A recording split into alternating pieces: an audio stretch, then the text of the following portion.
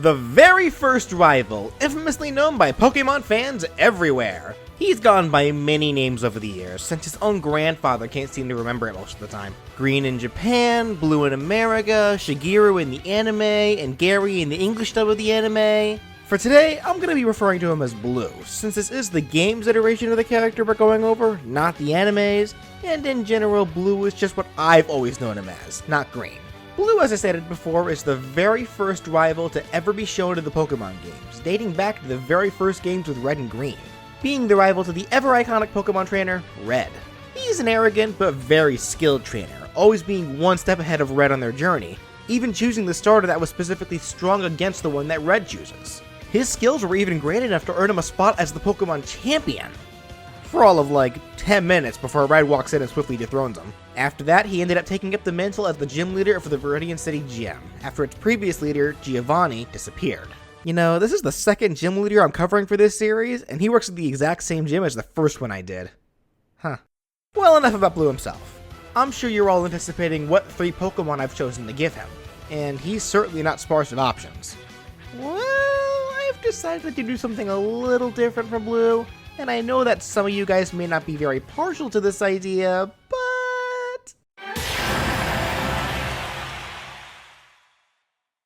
I've come to the conclusion that Blue would be best suited as an Echo Fighter for Red, and the Pokemon I've chosen to give him would be the Seed Pokemon Bulbasaur, the pre-evolution to Ivysaur, the Flame Pokemon Charmeleon, the pre-evolution to Charizard, and the Shellfish Pokemon Blastoise, Squirtle's final evolution.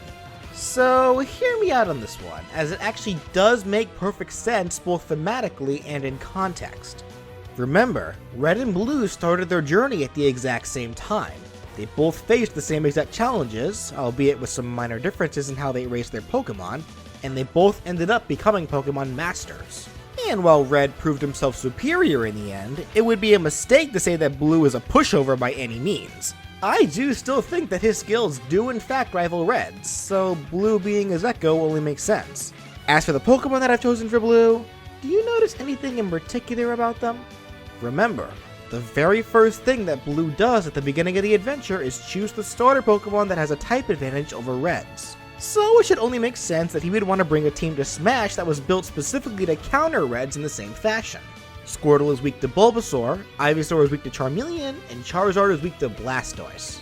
Plus, it just makes sense as well for Blue to have Blastoise be his fully evolved Pokemon, as most forms of the canon do show that Squirtle was in fact Blue's starter Pokemon, whereas Red's was Charmander. So now, since this is the first character that I'm going over that's going to be treated as a full-blown Echo Fighter to a character that already exists in Smash, I will be handling things a little differently for today's moveset. Starting with the most obvious thing, what separates the Pokemon from the ones they're echoing. Bulbasaur being an echo of Ivysaur would move faster than it, but would also be weaker than its evolution. In fact, its speed and strength would be more comparable to that of Squirtle. It would only have 2 jumps, and would be able to crawl, just like Ivysaur. It would be the same case for Charmeleon, who would be echoing Charizard, being faster but weaker with attributes more comparable to that of Ivysaur.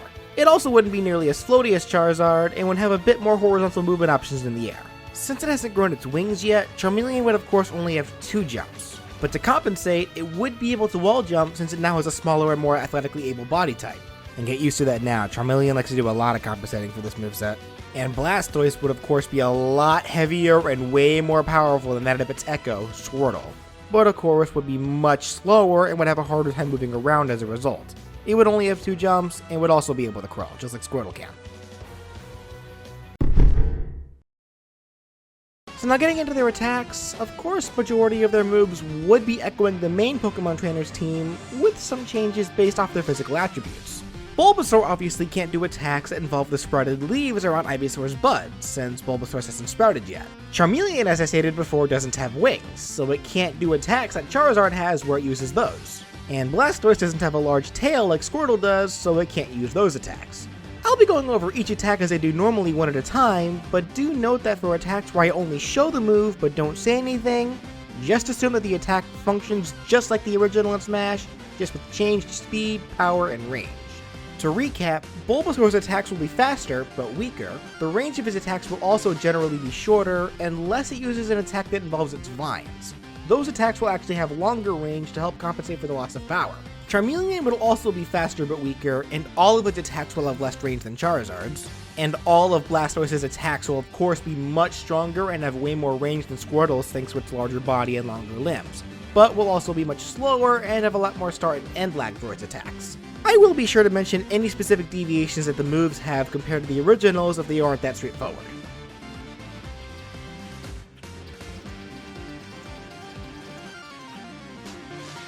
Charmeleon would still have a 3-hit jab just like Charizard's, but instead of the third hit being a wing slap, Charmeleon would swing its tail horizontally forwards for the third hit. Blastoise would only have a 1-hit jab. It would technically mimic the first hit of Squirtle's jab, but it could also be seen as a reference to its jab attack in Pokémon Tournament.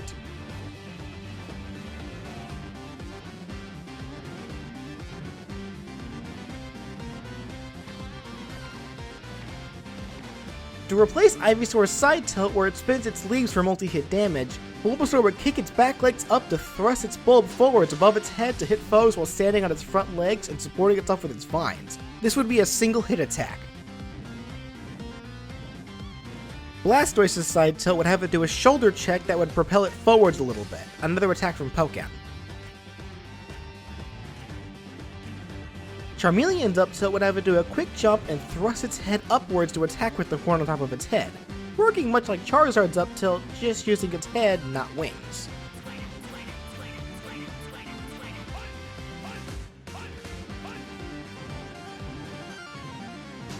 Blastoise's down tilt is technically the same as Squirtle's, but it uses its feet instead of its tail, and the hitbox on the water that it splashes is much larger.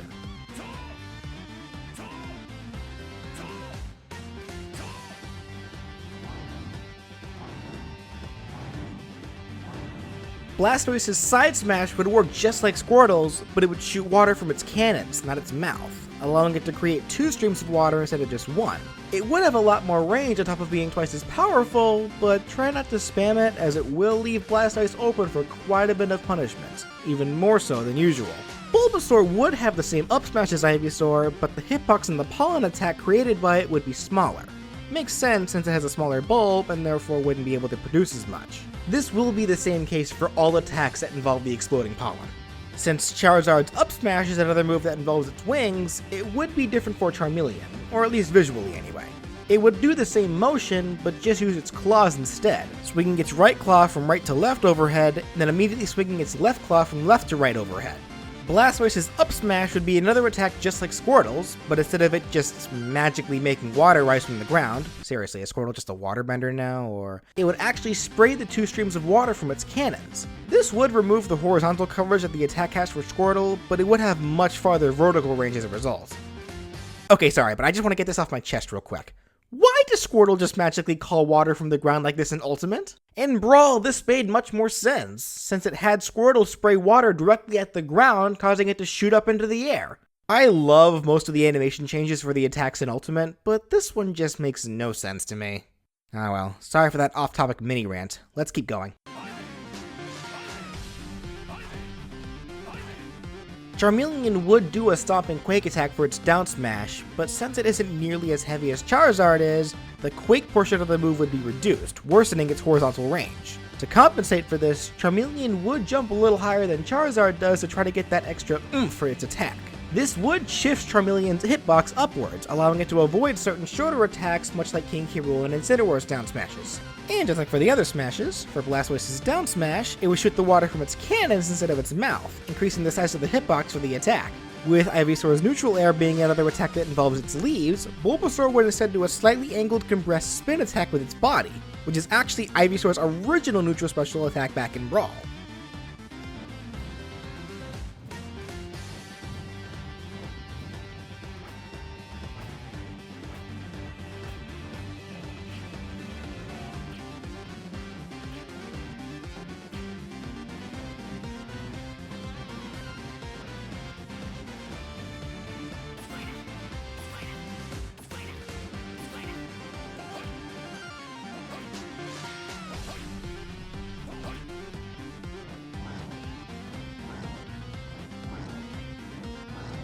Lacking the tail that Squirtle uses for its back air, Blastoise would instead lean backwards and do an elbow check, just like in Pokémon. This attack can actually spike if sweet spotted.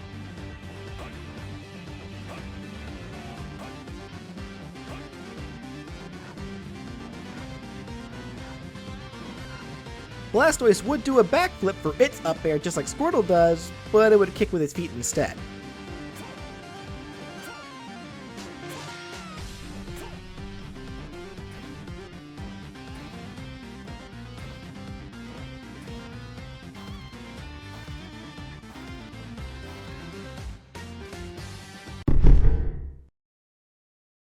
All of the grabs and what they do for throwing would remain visually the same, with the differences of course being how much damage and launch power each individual throw does. Bulbasaur would have longer grab range than Ivysaur, but its throws would be weaker and wouldn't send him as far. Charmeleon overall would have a worse grab game than Charizard's, dealing less damage and launch power, but this could be good for follow-ups when the foe's at low damage, so pick your poison.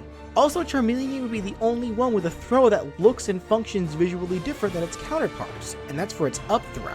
It would still perform Seismic Toss just like Charizard does, but since it lacks the wings to fly, it would basically just do a high jumping suplex, not even being able to pass the top platform on the battlefield stage if it were to be used right underneath it. And Blastoise would of course gain the most from its grab game, with its throws all dealing big damage and all have pretty good kill potential. The specials would be what would have the most variety with their differences depending on the attack.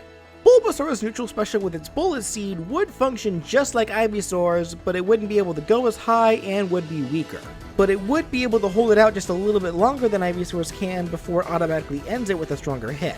Charmeleon's neutral special with Flamethrower would actually have longer range, but this would be because Charmeleon would try to compensate for its weaker fire. It would also decrease in size much faster, as if he's overexerting himself to make it look bigger than his older brothers. But he just tuckers himself out faster. Aw, poor guy. It would also be able to angle it up and down much faster than Charizard could. Blastoise's neutral special, however, will not be Water Gun, but instead the much more powerful Hydro Pump. It would work like Squirtle's Water Gun attack, but of course it would be much larger and would have much farther range. This attack would also actually be able to deal damage, but at the cost of it not being able to push foes away nearly as much as Water Gun could. It would also take triple the time for it to fully charge. Hydro Pump of course can be angled up and down just like Water Gun, but there is a twist. Since Blastoise is shooting the water from his cannons, and he's got two of them, he can actually spray the water blasts at two different angles. Holding the control stick straight forwards while firing the water will have the pumps be shot at the same angle. But the more you tilt the control stick, the more Blastoise would vary the angles of its cannons. If the control stick is pressed opposite of the direction Blastoise is facing when he pumps the water, it'll completely separate the angles of the cannons, allowing to attack in two separate places altogether. Bulbasaur would of course use Razor Leaf for its side special. It would travel the same distance as Ivysaur's, but it would be weaker. It would however be much more spammable than Ivysaur's. Probably a bad idea thinking about it considering how much I get Razor Leaf spammed online, but them's the breaks. Charmeleon's side special for Flare Blitz, just like for most of its other attacks, would be a weaker but faster version of Charizard's Flare Blitz. It would only travel about half the distance as Charizard's, but Charmeleon would only take a little bit of recoil damage from using it, about half as much as Charizard's recoil from using the move. Charmeleon would also be able to act out of this move much sooner than Charizard can, making it harder to punish for using the move and making it much more spammable. You know, considering how often people spam this move online as Charizard, this is also probably a bad idea. You know, thinking about it though, Blue probably is the kind of person to spam attacks if he thinks they'll work, so it could be fitting enough. Blue would be the worst kind of person to play against online, wouldn't he? Anyways, for Blastoise's side special, it would use Withdraw, but it would be combined with another move called Rapid Spin. To recap, Withdraw allows Squirtle to tuck into its shell, then slide across the floor of the stage, knocking away any foe with a single hit if it connects. Blastoise would tuck into its shell and slide across the ground like it, yes, but it would function much differently. For one, it would only gain about half the distance as Squirtle's Withdraw. It also wouldn't only hit once to launch foes away, but instead the spinning shell would deal flinching knockback that can deal a decent amount of damage, effectively being able to trap opponents with this attack until it finishes. So it can be an attack that's good for dealing damage, and could even be a decent get-off-me kind of tool, or even a means of closing the distance to deal pressure. The only issue with it is that it wouldn't launch foes away, not even for the end of the move, so it can't get KOs. Bulbasaur's up special would just be a weaker but more spammable Vine Whip. Nothing much about this attack you can really change aside from that. Charmeleon's, on the other hand, does need a big change. As you might recall, Charizard's up special in Smash hasn't used the move Fly, which Charmeleon Yeah. So instead, for its up special, it could use the move Fire Spin. Technically, this would still work very similarly to Charizard's attack, having it gain vertical height while spinning straight upwards. But the difference is that Charizard's Fly would actually be able to go a tad higher than Fire Spin, so it is technically a worse recovery, but Charmeleon would have more horizontal control while using it. It would also deal little multi-hitting flinch attacks that would end with the opponent being launched upwards at the peak of the hit, just like Fly, though it would end with the foe taking much more damage from Fire Spin than from Fly if they get caught in the flames at the beginning of the move, but its ability to get KOs wouldn't be very good. And Blastoise would just have a slower but more powerful waterfall for its up special that doesn't go nearly as high as Squirtle's does, so it's better for killing but worse for recovery. Simple enough. And the Pokemon change down special order would be from Bulbasaur to Charmeleon to Blastoise, then back to Bulbasaur.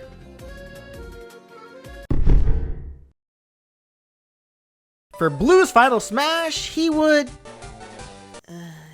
He'd just do a triple finish just like Red's, except just replace Red's Pokemon with Blue's. He is an Echo, so I guess I should have seen this result coming, but dang. After having such a cool idea for the Hoenn trainer last month, to not be able to come up with anything except for another triple finish, it's lame. I promise you guys, from now on, all Pokemon trainer final smashes will be way more interesting than this in the future. This time around, I just got stuck, since Blue never really does anything super extravagant, and I did make him Red's Echo Fighter, so whatever. For Blue's outfits, his default would have him wearing his blue shirt and gray pants, the outfit that we would see him wearing Pokemon Let's Go Pikachu and Let's Go Eevee. Though this was actually his outfit that he had way back in the days of old for red, green, blue, and yellow. His first alternative outfit would have him wearing his outfit from Pokemon Fire Red and Leaf Green. His Pokemon for this alt would have blue hues. His next outfit would have him wear his Heart Gold Soul Silver design, giving his Pokemon yellow hues. And his final alternative outfit would have him wearing his vacation getup that we see him wearing in Pokemon Sun and Moon, giving his Pokemon orange hues. I should mention though that for this outfit, as well as his previous one, he wouldn't actually be the age that we see him as during the games where he had those designs, he'd still be 10 years old. The alternative color for his default design would make his outfit and even his hair red, in reference to the color of Blue's sprites in Pokemon Yellow. The Pokemon with this alt would have red hues, of course. The other color for the Gen 3 design would give him a white shirt and dark khakis, in reference to Blue's grandfather, the famous Professor Oak. The Pokemon would have white hues for this alt. The alternative color for the Gen 4 design would give him a dark green shirt and light green pants, in reference to the colors of the Earth Badge, the badge given to trainers who beat the Viridian City Gym, the gym of course that Blue now runs. His Pokemon would be given green hues for this alt. And the final alt given as the second color for Blue's vacation getup would give him the colors of Samson Oak's clothing, in reference to how this outfit for Blue was shown off in the same game that Samson Oak was introduced in. Plus they are relatives. What would this relationship be called again? Samson Oak is Samuel Oak's cousin, so I guess that would make him Blue's cousin? Twice removed, I think? Sorry, I don't actually have a full comprehension how that works. They're related, that's all you need to know. Oh, right, and the Pokemon would have purple hues for this alt. The first taunt for each Pokemon would be animations from Pokemon Stadium. Bulbasaur would wiggle its bulb, then do a tiny roar. Charmeleon would do a simple roar forwards, and Blastoise would look at each of its cannons. Bulbasaur's second taunt would have it playfully bounce on its front two legs, in reference to its sprites from Pokemon Emerald version. Charmeleon would do a couple of quick mock claw swipes while making a snarling sound, in reference to its sprites from Pokemon Crystal version. And Blastoise would get on all fours and adjust its cannons into different angles before getting back up, a slight reference to its sprites from Pokemon Silver version. And for their final taunts, Bulbasaur would sit up on its hind legs and look around slightly bewildered, a reference to an animation that it has in the game Pokemon Snap. Aww. Charmeleon would slightly flex its body intensely while causing its tail flame to grow in size for a short bit. There it goes again trying to compensate. And Blastoise would retract into its shell and spin in place before popping back out. And finally, for victory animations, Blue's first would have him give the camera his two-fingered salute while saying, "Smell you later, loser," like the jerk that we all know he is. Then pose while holding a Pokeball forwards. And people wonder why everyone gives him nasty names. Bulbasaur for this pose would rock back and forth, then pose while its bulb pulsates. This references both its black and white sprites and its crystal sprites afterwards. Charmeleon would flex one of its arms, then pose, a reference to its platinum sprites. And Blastoise would be spitting in its shell in the background, then quickly slide up the blue side, then pop out of its shell and pose, a slight reference to one of its Pokémon animations. Blue's second victory animation would have him give a one-handed shrug like he does in Fire Red and Leaf Green while saying, "I happen to be a genius. You didn't stand a chance." Then he'll turn around and toss a Pokeball into the air a couple of times. The Genius line is a small reference to Blue in one of the Pokemon Generations shorts. You should go watch those, by the way, if you haven't already. They're amazing. Anyways, Bulbasaur for this pose would do a backflip, then pose while standing on two of its side legs while its vines are out. A reference to another animation that we see Bulbasaur do in Pokemon Snap. Charmeleon would breathe fire into the air, then do a punch forwards to pose. And Blastoise would punch its fists together, then roar forwards. This would reference both its Emerald sprites, as well as an animation from Pokken. And for the final victory poses, the ones where we have the trainer interact with their Pokemon, with Bulbasaur, Blue would kneel down next to it and give it a playful noogie, slightly annoying it. But Blue makes up for it by petting its head afterwards. With Charmeleon, the two would do a high five, with Blue purposefully holding his hand higher than Charmeleon's reach, making it jump for it. Then they'll both pose with their arms crossed. And the final would have Blastoise cause it to rain, making Blue flinch as he gets wet. Blastoise then scratches its nose as Blue just sighs and leans against its shell, putting his hands into his pockets. And that does it for Pokemon Trainer Blue. Whether it's Blue, Green, Gary, John, whatever you want to call him, this guy made an impact on everyone. There's a reason why no one will ever forget about the rival to end all rivals. I hope you guys liked my ideas of him being an Echo Fighter, and I may just do this for other rivals in the future with other trainers that I cover. I think it's a neat concept to work with, so tell me what you all think. In any which case, if you'd like to see me give more characters like this a Smash moveset in the future, be sure to subscribe. And if you have a Pokemon trainer, or of course, character in general that you'd like to request to be given a possible Smash moveset, leave a comment down below, or contact me on Twitter at BrawlFan1 on Twit. I hope you all enjoyed, and thank you so much for watching!